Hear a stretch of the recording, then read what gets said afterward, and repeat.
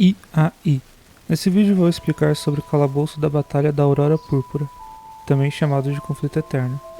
O calabouço fica localizado na dimensão do pesadelo. Para acessar, você precisa primeiro ter liberado a área do Cabal, e depois fazer uma quest de acesso que libera a área. A quest é bem fácil, só que um pouco chatinha. Precisa dropar itens de monstros, fazer algumas salas de sonhos e gastar mais ou menos 120.000 camas para concluir. Neste tutorial, vou ser mais objetivo. Vou abordar apenas a sala do boss e feita por um grupo de 4 jogadores ou menos. Vamos começar pela mecânica da dimensão. Igual às outras dimensões do jogo, a dimensão do conflito também possui um modificador, só que aqui é diferente. Só existe um modificador e ele tem duas interações com o Dofus do Pesadelo. O modificador é bem simples. Sempre que você terminar o turno fora da visão dos monstros, invocará um monstro especial chamado Pesadelo, que ficará em campo por 2 turnos. Esse monstro é um pouco chato e pode atrapalhar bastante, porque quando ele some ele faz os personagens voltarem para a posição inicial da luta. O monstro que invocou o Pesadelo também fica com um limiar de 1 de vida, morrendo apenas quando o Pesadelo sumir. Tome muito cuidado para não invocar o Pesadelo, lembrando novamente que é só não terminar o turno fora da visão dos monstros. E se por um acaso você invoca o Pesadelo, não precisa mais se preocupar com essa mecânica, porque tem um limite de 1 por vez. Também existe uma mecânica que quando você derrota um monstro, todos os outros monstros que estão na linha de visão desse que você derrotou ficam invisíveis por 1 turno. Então quando for matar um monstro, é interessante tampar a visão dele antes. Agora a interação com o Dofus Pesadelo. Quando o personagem usar alguma skill que sobe escudo para ele ou para um aliado, invocará o Fantasma Pontariano. Essa invocação ajuda muito na luta porque tem uma vida muito alta e aplica um shield em quem invocou ele. A outra interação é quando o personagem desencanta um inimigo. Aí vai invocar o Fantasma Brachmariano. Também ajuda na luta. Também existe uma mecânica que não muda muito a luta e é aleatória. Então você precisa se virar com o que aparecer. No começo da luta, cada monstro recebe um efeito aleatório. Existem 6 efeitos possíveis. Primeiro efeito, 100% de chance de crítico, mas os danos sofridos são maximizados. Mais 2 PM, menos 4 PA. Cura 10% da vida no início do turno, mas sofre 20% de dano a mais. 15% de dano final, mas sofre 50% a mais de erosão. 7% da vida máxima em escudo no início de cada turno e menos 70 de fuga. 10% de vida a mais e menos 250 resistência a empurrão. Agora sobre os monstros. Apenas um deles tem a vida um pouco mais alta e todos eles têm resistência negativa por pelo menos 2 elementos. Então não é tão complicado matar eles. Vamos começar pelo Brutamozdan. O Brutamozdan é o monstro que mais tem vida nessa luta, tirando o boss. Ele dá muito dano corpo a corpo e tem uma skill de avanço em linha reta. Tome muito cuidado com essa skill. Você pode deixar ele longe, empurrando ou colocando invocações próximas para ele correr atrás. Malefisto. O Malefisto tem ataques à distância e coloca um glifo em volta do personagem que dá dano quando pisa. O maior problema dele é que ele coloca o estado de incurável enraizado no personagem, então é bom matar ele rápido para conseguir recuperar vida e não sofrer com esse estado enraizado. Diabelial. O Diabelial tem um range muito alto e seus ataques empurram. Ele também consegue bater em vários alvos no turno, mas também é o monstro com menos vida da luta. Conflito Eterno.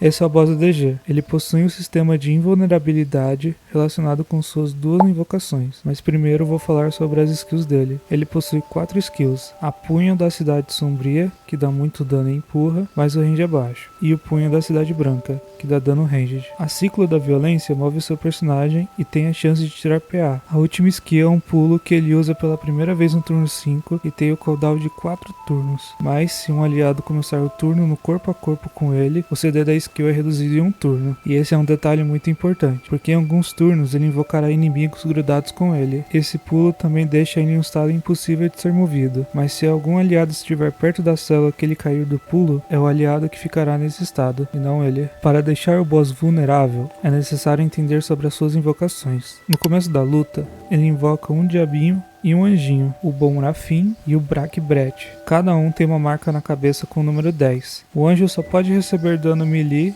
e o diabinho só pode receber dano ranged. Sempre que suas invocações atacam, eles aumentam em 1 estado na cabeça do boss e diminuem em 1 o seu estado. O anjinho aumenta o estado azul e o diabinho o estado vermelho. O azul aumenta o range e o dano da skill Punho da Cidade Branca, e o vermelho aumenta 1 PM do boss e o dano do Punho da Cidade Sombria. Existem 2 jeitos de deixar o boss vulnerável, e os 2 só funcionam por 2 turnos. Começando pelo modo 1, que é o modo que eu recomendo que vocês façam primeiro na luta, porque é impossível matar o boss sem fazer isso pelo menos uma vez. Você precisa aumentar esses 2 estados que eu falei anteriormente para o 10. Assim, no turno seguinte, o conflito perderá sua invulnerabilidade a danos à distância e corpo a corpo, e ganhará um shield de 9.000 pontos, mas também ganhará um buff de danos, muito PM e muito range, então você precisa tomar muito cuidado. Esse buff dura o mesmo tempo da vulnerabilidade, 2 turnos apenas. Os diabinhos aumentam o estado de 2 formas, 2 vezes por turno quando eles atacam algum alvo e 2 vezes por turno quando você ataca eles em suas invulnerabilidades, ou seja, você precisa bater no diabinho com ataques corpo a corpo e no anjinho com ataques à distância. E eu não sei se ficou claro, mas você consegue subir no máximo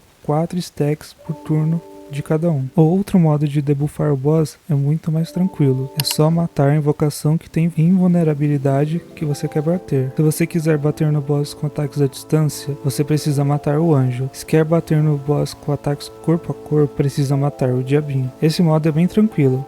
É só isolar a invocação que você quer matar. O problema é que não dá para matar o boss fazendo só isso. Você precisa fazer o outro modo pelo menos uma vez para tirar o limiar de vida do boss. Lembrando novamente que essa vulnerabilidade só vai durar 2 turnos, hein? Outra coisa importante é que quando você debuffar o boss, ele também invocará um pesadelo. Só que esse pesadelo não volta os personagens para a célula inicial da luta, mas ele ainda consegue tampar a visão e impedir que o boss seja empurrado se acabar se dividindo atrás dele. Agora vamos para as dicas. Não fique fora da visão dos monstros.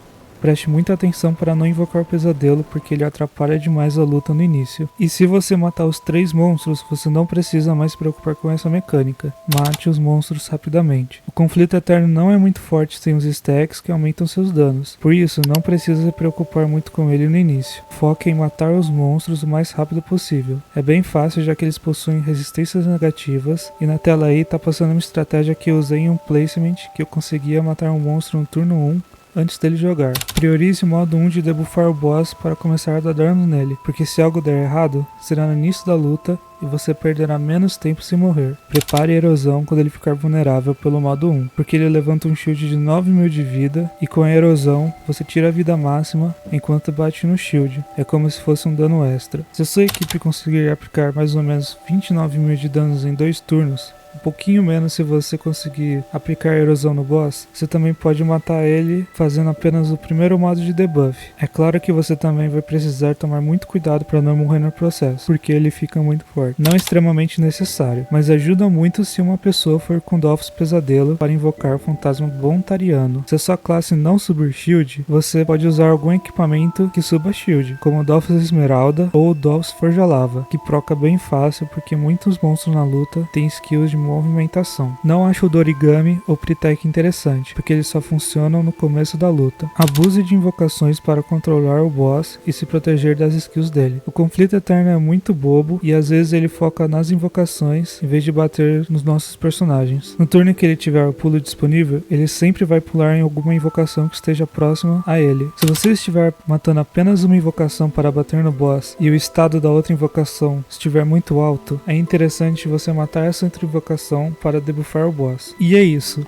Pode parecer complicado, mas esse calabouço não é tudo isso. Antigamente ele costumava ser mais difícil, e por isso tem essa fama de ser um dos calabouços mais difíceis do jogo, mas ele sofreu vários nerfs, principalmente no modificador da área, que antes era rotativo e eram 2 penalidades, e você só conseguia desativar uma se usasse o Dofus Pesadelo. Vou deixar de fundo um duo de Oza e Kra passando aí para servir de inspiração. Essa passagem aí foi meio chata, porque o posicionamento dos monstros estava muito ruim. O Brutus estava começando do lado de baixo e ele é muito forte para deixar vivo ali. Mas é isso, fiquem aí com a gameplay, tchau.